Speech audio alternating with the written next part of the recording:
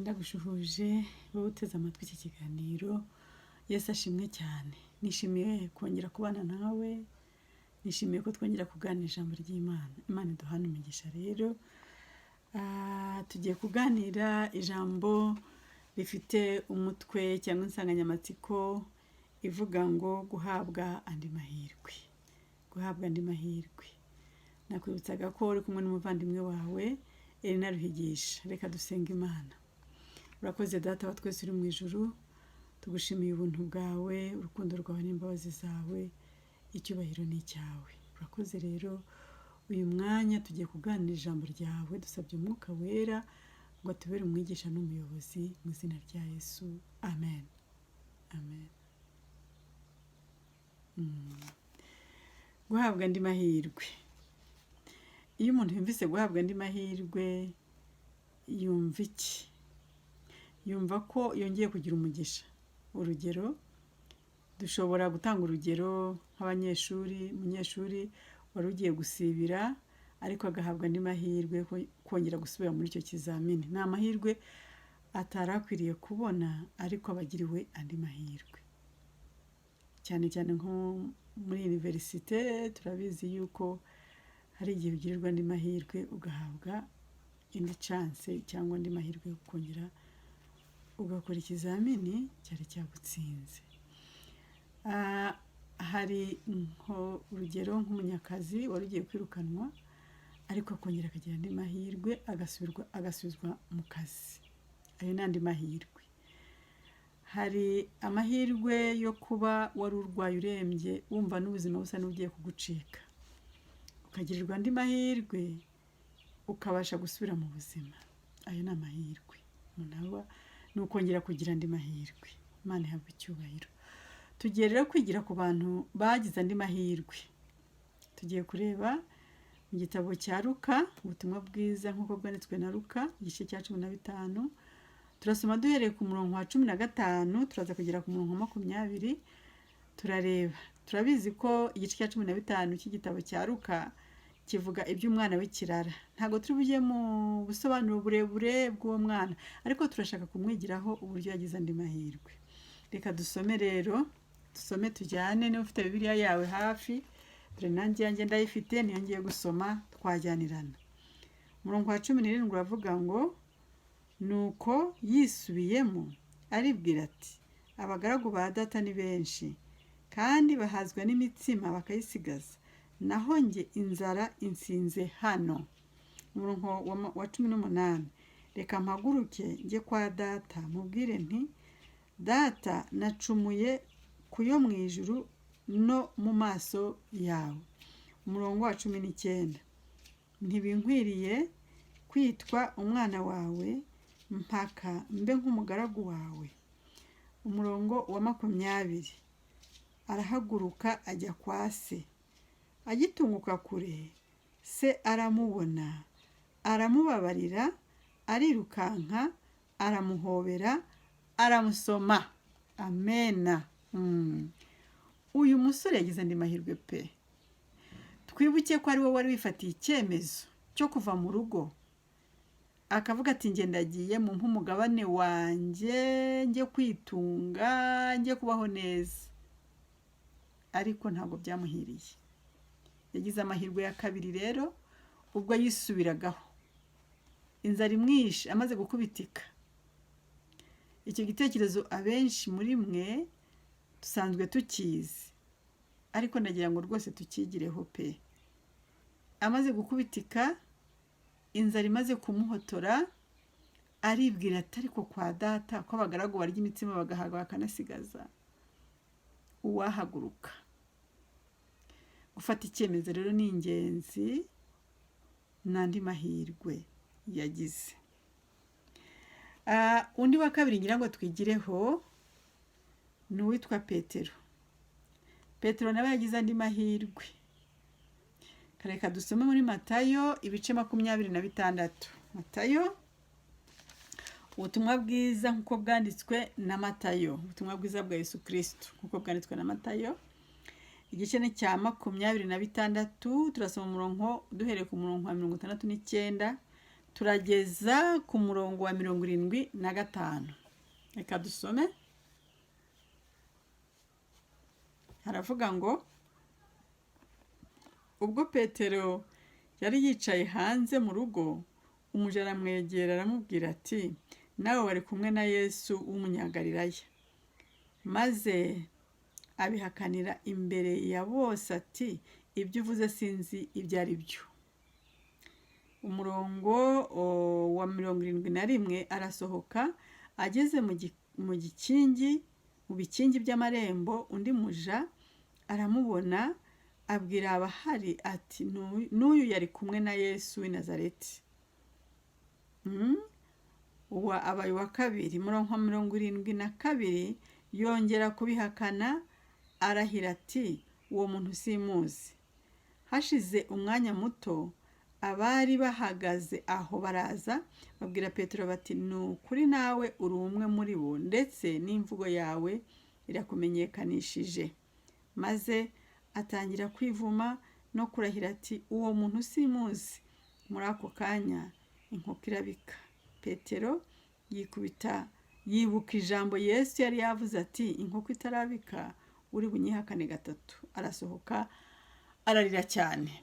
Petero nawe yagize umugisha wo kugira andi mahirwe. Mutekereze ukuntu Petero yari kumwe na Yesu, yari intumwa ya Yesu, yabanye nawe, baragendanye, bakoranye umurimo, kandi icyo gihe Yesu yari yamubwiye ati, nyamara uri bunyihakane, kuko itarabika gatatu uri bunyihakane. Bambe inkoko itarabika uranyihakana gatatu. Ariko Petero ati, reka dase nakwihakana nubwo abandi bose baguhana, njye nzapfana nawe.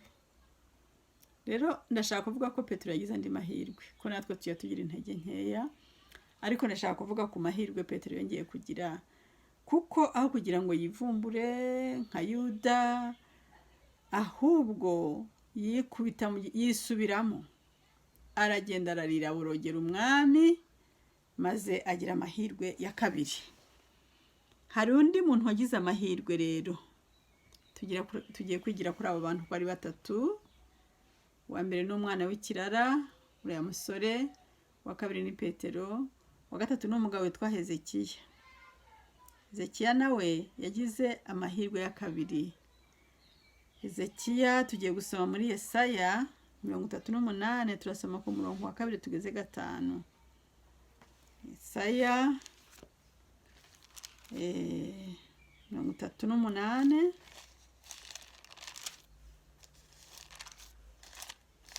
Turahera ku murongo wa 2, haravuga ngo, nuko Hezekiya yerekera ivure, atakambira Uwiteka ati, ndakwinginze Uwiteka, uyu munsi wibuke ko najyaga ngendera mu by'ukuri imbere yawe n'umutima utunganye, ngakora ibishimwa imbere yawe. Nuko Hezekiya ararira cyane, maze ijambo ry'Uwiteka rigera kuri Yesaya riti, subirayo ubwire Hezekiya uti, Uwiteka Imana ya sokuruza Dawidi iravuze iti, numvise gusenga kwawe, mbona n'amarira yawe, kubaho kwawe nzongeraho indi myaka 15. Amena. Maze Hezekiya nawe abe agize andi mahirwe. Hezekiya turabizi ko yari umwami wa Isirayeli, igitekerezo turakizi. Yaje kurwara rero, arwara indwara ikomeye, twagereranya na kanseri muri iki gihe, icyo bita ikirashi. Ni ukuri ntabwo yarizeye kubaho, kandi umuhanuzi Yesaya yari yaje aramuhanurira ati, utegure uringanize iby'urugo rwawe, kuko ugiye gutanga, ugiye gutaha. Nuko maze Hezekiya ntiyabyakira, ngo yerekere ivure nk'uko ijambo ritubwiye, ararira cyane atakambira Uwiteka, maze Uwiteka Imana yacu y'inyarukundo n'inyampuhwe irumva, isubizayo Yesaya iramubwira iti, subirayo ugende ubwire Hezekiya ngo gusenga kwawe, amarira yawe Imana yayumvise, kubaho kwawe nongeyeho imyaka 15. Icyo nshaka kuvuga n'andi mahirwe. Mbese nge nawe tureba ko dufite amahirwe akomeye muri iki gihe. muri iki gihe dufite amahirwe akomeye, duhereye kuri bariya nk'uko twagiye tubibona bagiye bahabwa andi mahirwe, hirya aya mahirwe ya kabiri akabahira bakagira umugisha. Ari umwana w'ikirara yagarutse mu rugo asanga se aramwakira, ari Petero yaragarutse data wa twese aramwakira, Yesu Kristo yongera amugirira impuhwe. Ari Hezekiya yararize, Imana iramwakira iramwishimira imwongera imyaka 15. Mbese twebwe tuya dutekereza ko dufite amahirwe akomeye nyuma ya korona, gukinga insengero, none bakaba barongeye aho bishoboka gukingura, umuntu agahabwa andi mahirwe yo kugaruka mu rusengero akongera agaterana twarabonaga bidashoboka. Ayo ni amahirwe akomeye, ariko ndagira ngo mbabwire byonyine kuba tukiriho tugihumeka ni amahirwe twahawe.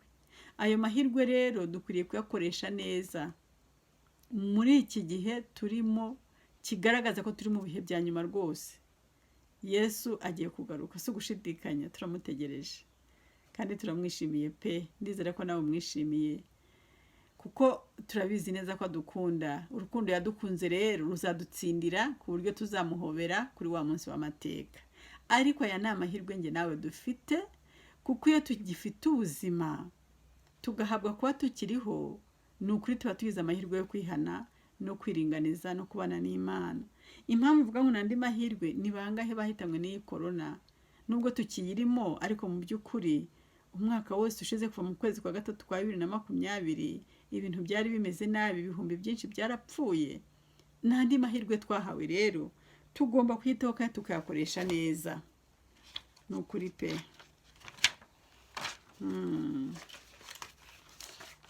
Nihanganire, yego. Nkuko nabivuze rero, amahirwe ya kabiri nicyo twakwita second chance, cyangwa nyine amahirwe ya kabiri. Nkuko muri kubyumva, ni uguhabwa andi mahirwe utari ukwiriye kugira ngo wongere ugerageze nyuma y'uko utsinzwe. Muzi ko dutsindwa kenshi pe, ariko iyo duhawe andi mahirwe ni ukugira ngo twongere tugerageze, kuko ubwo tuba twabanje gutsindwa mu by'ukuri. Kandi hari byinshi bidutsinda, ariko aya mahirwe yo kuba tugihumeka, Imana iduhaye andi mahirwe yo kugira ngo tubane nayo.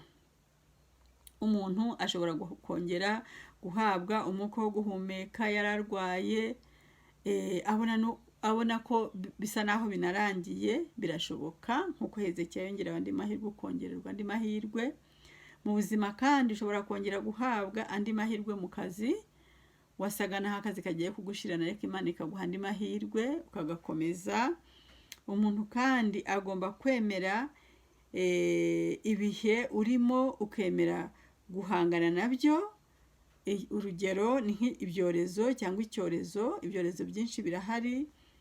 Kumenya icyo ushobora guhindura ku buzima bwawe, icyo umwongereza yise ngo focus on the things you can change. Icyo ushobora, mbese kumenya icyo ukeneye, icyo ugamije rwose mu buzima bwawe. Mumbabarire, ariko si ugushaka gukoresha ururimi rw'amahanga nduvanga n'ikinyarwanda, ahubwo hari amagambo ubona atavuyeyo neza, murambabarira. Noneho no kumenya icyo ushaka. Ese muri iki gihe tugamije iki cyangwa dushaka iki? Dushaka kutunganira Imana, kugarukira Imana, kugira ngo twitegure Yesu Kristo ugiye kugaruka pe. Nge nawe byaba byiza kuri wa munsi duhuriye mu ijuru rishya n'isi nshya, ibyo data wa twese yaduteganirije. Umwanditsi yaravuze, Pawulo we yaravuze ngo ibyo ugutwi kutigeze kumva, ibitarigeze kwinjira mu mutima w'umuntu, ibyo byose Imana yabiteganirije abayikunda. Ibyo rero tubiharanire. Amahirwe duhawe tuyiteho, amahirwe duhawe tuyiteho rwose. Twiyoroshye, twihane, duhindukire. Mu ntege nke zacu tugira, dusaba Imana twongera imbaraga. Amena. Twihane, duhindukire rwose. Kwihana ni iki? Ni uguhindukira, ni ukureka ingeso mbi twagiraga, ni uguca bugufi. amena. Ni ukuvuga ngo iyo umuntu umuntu yihana ibyaha, kandi koko turi abanyabyaha. Umugaragu w'Imana yaravuze ati, Dawidi niwe wavuze ati, mu byaha ni nko mama yambyariye. Natwe rero ko turi abanyabyaha, dukwiriye gucishwa bugufi, tukihana, tugasaba imbaraga ya Mwuka Wera kugira ngo itwongere imbaraga, tube abagabo bo guhamya, ariko tunabigenderamo. Amahirwe duhawe tuyakoreshe muri ibi bihe bikomeye tumazemo iminsi tukirimo. Ariko niba tugize amahirwe bakavuga bati twemerewe kongera gusubira mu nsengero, ayo mahirwe tuyakoreshe neza. Niba tugize amahirwe y'uburyo bwose bwo gukora umurimo w'Imana, ayo mahirwe tuyakoreshe. Dukora umurimo w'Imana mu buryo butandukanye. Hari abashoboye kuvuga, hari abashoboye kugenda bakajya kure. Abatabishoboye dukoresha impano zacu twahawe, ubutunzi bwacu tugakora ku butunzi, tugatura, tugatanga amaturo, tugatanga 1/10. Ibyo nshuti zanjye bene data, ndababwira ko ibyo twahamagariwe ni misiyo ya buri mukristo wese. Tugomba kubikora nk'uko bikwiriye kugira ngo dutegutse kugaruka kwa Kristo. Kuko ikintu cyose muri iyi si gikorwa n'amafaranga. Amafaranga nayo ni ingenzi ku mukristo kugira ngo abashe kwamamaza ubutumwa. Imana itugirire neza rero. Reka ndi hafi kugera ku musozo, reka dusome Yesaya igice cya 30 umurongo wa 18. Yesaya 30 umurongo wa 18 haravuga ngo, igituma Uwiteka yihangana ni ukugira ngo abagirire neza, kandi igituma ashyirwa hejuru ni uko abagirira ibambe, kuko Uwiteka ari Imana ica imanza zitabera. Hahirwa abamutegereza bose. Amena, amena, amena. Igituma Uwiteka yihangana no kugira ngo atugirire neza, kandi igituma ashyirwa hejuru nuko abagirira ibambe. Ni ukuvuga ngo arihangana, ngo yihanganira buri wese ngo hatagira n'umurimbuka, ahubwo twese duhabwa ubugingo buhoraho. Niyo mpamvu rero twihanganiye rero, ni igihe abaduhaye cyo kwihana no kwitunganya no kwisubiramo no kwinira no kwitekerezaho ibyadutsinze kugira ngo dutsindishirizwe nawe. Isomo ryacu risoza riri mu byakozwe n'intumwa. Byakozwe n'intumwa igice cya 3. Twibuke igihe Pawulo yabwirizaga ubutumwa. Igice cya 2 umurongo wa 37-39 cyangwa 38 haravuga ngo, abo bantu bumvise ibyo bibacumita mu mitima, nuko babaza Petero n'izindi ntumwa bati, bagabo bene data, mbese tugire dute? Umurongo wa 38 Petero arabasubiza ati, nimwihane umuntu wese muri mwe abatizwe mu izina rya Yesu Kristo ngo mubone kubabarirwa ibyaha byanyu, kandi namwe muzahabwa iyi mpano y'Umwuka Wera. Imana yacu ihabwa icyubahiro. Igihe Petero yabwirizaga ubambe, Pawulo yabwirizaga ubutumwa cyangwa Petero, abantu 3,000 bahindukirira Imana. Ni Petero wabwirizaga ubutumwa, arabwiriza ngo maze ijambo ry'Imana ripfumita mu mitima yabo. Abo bari bateze amatwi, nuko bari baza bati, se tugire dute? Bagabo bene data, tugire dute? Petero basubiza ati, mwihane ibyaha byanyu, buri muntu wese ahindukire ave mu ngeso mbi yagiraga. Uwiteka dufashe ngo amahirwe yandi tuba duhawe, iyo turangiza umwaka dufata undi, iyo tubona tugihumeka, bari amahirwe duhawe, tuyafate nk'ubutunzi bukomeye, maze kugira ngo tubashe kwiringaniza impanda igiye kuvuga bidatinze, Kristo azasange tumwiteguye. Tuzaririmbane indirimbo y'abera, indirimbo ya Mose ku nyanja y'ibirahuri, turirimba ngo haleluya, Imana twategereje ituzaniye agakiza. Uwiteka rero aduhana umugisha. Ndabakunda kandi mbakumbura iteka. Bari kumwe n'umuvandimwe wawe Elena Ruhigisha. Yesu aduhana umugisha. Amen.